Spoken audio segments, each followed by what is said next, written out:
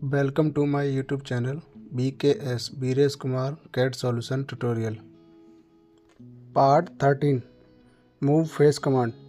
इस वीडियो में हम मूव फेस के बारे में बताएंगे। मूव फेस कमांड किसी भी फेस को मूव करने के लिए या रोटेट करने के लिए यूज करते हैं। तो इस कमांड के बारे में जानने के लिए वीडियो को लास्ट तक देखें। यह कमांड कई टाइप का होता है, जैसे distance angle, distance angle, distance between point, radial point और पॉइंट टू पॉइंट। तो पहले हम डिस्टेंस एंगल के बारे में बताएंगे। इस कमांड के लिए पहले सेलेक्ट करेंगे फेस, उसके बाद वेक्टर सेलेक्ट करेंगे।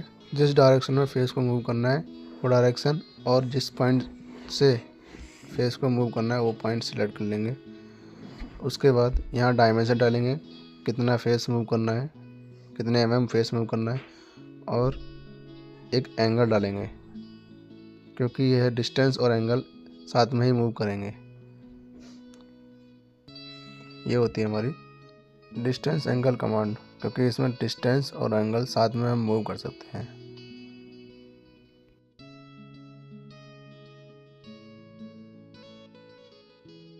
अब हम डिस्टेंस कमांड के बारे में बताएंगे। डिस्टेंस कमांड के लिए हमें जिस फेस को मूव करना है वो फेस सेलेक्ट कर लेंगे और उसे यहाँ वेक्टर दे देंगे डायरेक्शन, और यहाँ डायमेंशन डालेंगे जितना फेस हमें मूव करना है। यहाँ हम प्लस में डालेंगे तो ऐड होगा और माइनस में डालेंगे तो सब्ट्रैक्ट होगा। ये होती है डिस्टेंस मूव कमांड। अब हम एंगल मूव कमांड के बारे में बताएंगे। एंगल मूव कमांड के लिए हमें पहले वेक्टर सेलेक्ट करेंगे। जिस वेक्टर गलत ले लिया, यहाँ हमें वेक्टर सेलेक्ट करेंगे और यहाँ एक पॉइंट लेंगे जिस पॉइंट के अकॉर्डिंग हमें फेस को रोटेट करना है, और इस फेस को सेलेक्ट करेंगे जिस फेस को रोटेट करना है। अब हम यहाँ डिग्री डालेंगे, कितनी डिग्री रोटेट करना है, और डिग्री हम अपने अकॉर्डिंग डालेंगे कितनी डिग्री हमें चाहिए। ये हो गया, अप्लाई कर देंगे।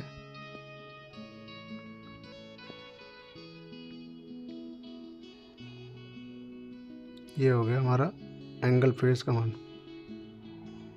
अब हम डिस्टेंस बिटवीन पॉइंट, इसके लिए हमें फेस सेलेक्ट करना है और एक ओरिजिन पॉइंट और एक मेजरमेंट पॉइंट। ये हो गया हमारी डायमेंशन। अब हम वेक्टर सेलेक्ट करेंगे जिस डायरेक्शन में हमें फेस को मूव करना है, और यहाँ डायमेंशन आ गई है। इस डायमेंशन में जितना हम प्लस करेंगे या जितना माइनस करेंगे उतना ही फेस मूव होगा उस डायमेंशन के रेफरेंस में।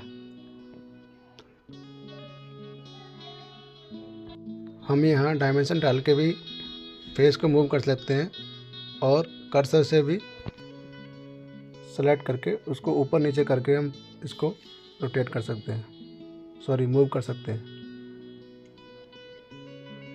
ये थी हमारी डिस्टेंस बिटवीन पॉइंट। अप्लाई कर देंगे। अब हम रेडियल डिस्टेंस मूव कमांड के बारे में बताएंगे। रेडियल डिस्टेंस मूव में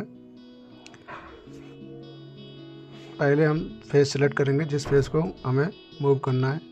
उसके बाद वेक्टर सेलेक्ट करेंगे जिधर हमें मूव करना है, और उसके बाद एक्सियल पॉइंट और मेजरमेंट पॉइंट। मेजरमेंट पॉइंट और एक्सियल पॉइंट सेम एक्सिस पर नहीं होना चाहिए।